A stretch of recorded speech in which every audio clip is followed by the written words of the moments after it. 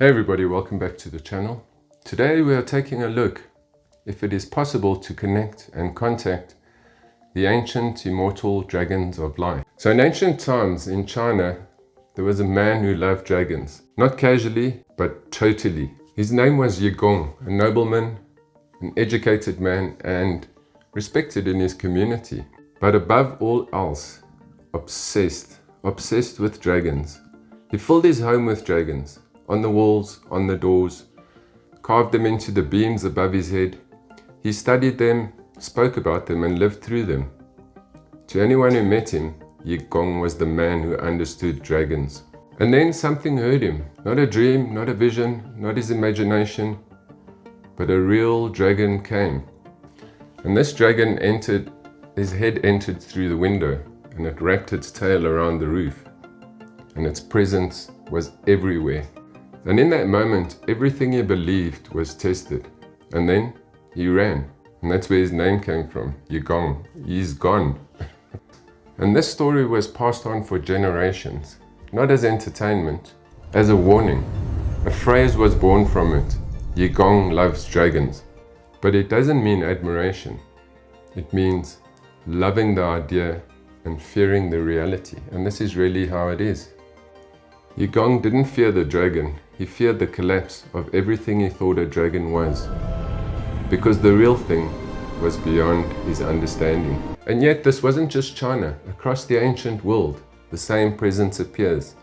The ancient dragons, the ancient serpents, the ancient Naga. And looking back in ancient times, we know with the Maya, they had the sovereign plumed serpent, Kukulkan, known as Gugumats. And here we had this ancient dragon that was with the Mesoamericans in ancient times, bringing wisdom, knowledge to the people of this planet. And the same thing occurred all around the planet. We have the ancient Naga throughout the continent of India. We not only see the images, we see the carvings, and we have the text that explains this. So it's not something that's new. Dragons are spread all through the ancient world. So we see that the story of Yong really is applicable for humanity today. It's not that the dragons disappeared, it's that we are only becoming aware of this truth once again. The dragons were always there. They were involved in humanity's creation. How is it that it is possible that we can actually make some contact with these ancient beings? And we must remember that dragons are fierce. You might say they are all loving, but in actual fact they are absolutely fierce. And they do not suffer fools. Dragons are probably the most strict of all the ancient beings that are out there.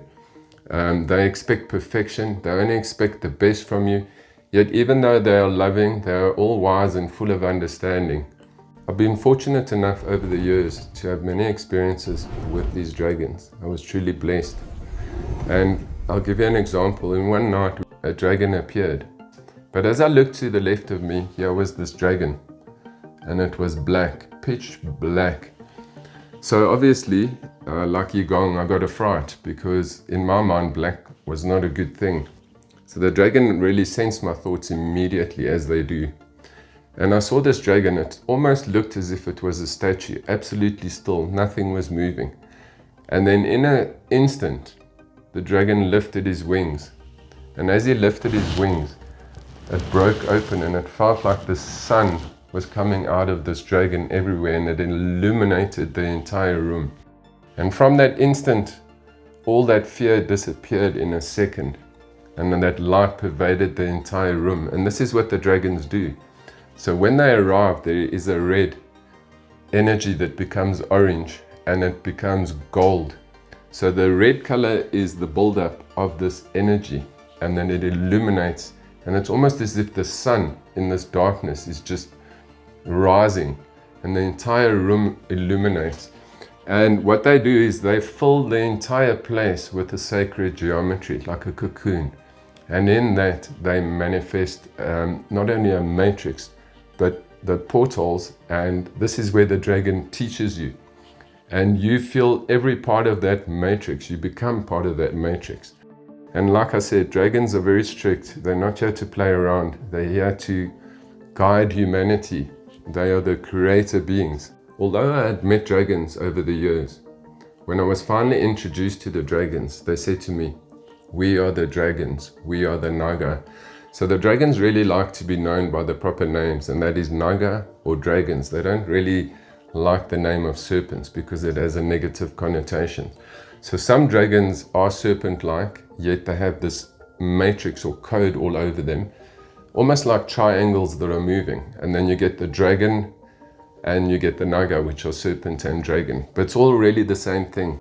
100% of all my experiences with dragons have been positive, more than positive, been illuminating, filling my entire consciousness with an absolute feeling of bliss. And this is really how it is. How is it possible that we can actually connect to these ancient immortal beings? Well, this is a really good question. Firstly, the dragons work on their own agenda and own time. So they will come when they feel the time is ready. And this is what the Maya actually did. They had a calendar that related to the arrival of gods on certain days. And this is what some of their calendars were for. So they knew on what day or specific day, which of these deities would come through. And this is how the ancient Maya did it. And obviously I'm going to go into an episode with these calendars and how to do this in the future. If you are to attempt to contact or connect with an ancient dragon, it's not going to be what you think. Like Yong, the idea is beautiful, but in reality, when you see the truth, it's something else. Because really, you got to realize we're living in a backward world. There's no truth on earth. But when you meet an eternal dragon, you get to understand eternal truth, truth that exists forever. And when you come back to this reality, it feels like you're living in an opposite world. In my view, if you wish to contact dragons, you would need to be studying spiritual literature, ancient spiritual wisdom, meditating on a regular basis, and also doing good things in the community, because what the dragons look for is what's in your heart. So you are what's in your heart. If you have a pure heart, there should be no problem in contacting a dragon. It's not to say that if you're a bad person that a dragon won't contact you. And this is where the law of attraction applies. As we think, so we become. So if you are focused on divinity, if you are focused on growing spiritually, and this is where your consciousness is, and if you are focused on the dragons, you are attracting that light, that connection towards you. But like Yong, don't be surprised and run when you see a dragon, because I've experienced it many times. It really is like that. You're not meeting a spirit guide or some other entity. You're meeting one of the most powerful beings that's in the galaxy, these ancient beings of light that transcend all laws, transcend the laws of our world, even gravity. Maybe the dragons never disappeared. Maybe human perception did. The return of the dragons is not their return, it's ours. If you like videos like this, where we lift the veil and see what's hidden on the other side, hit that notification button and I'll catch you in the future.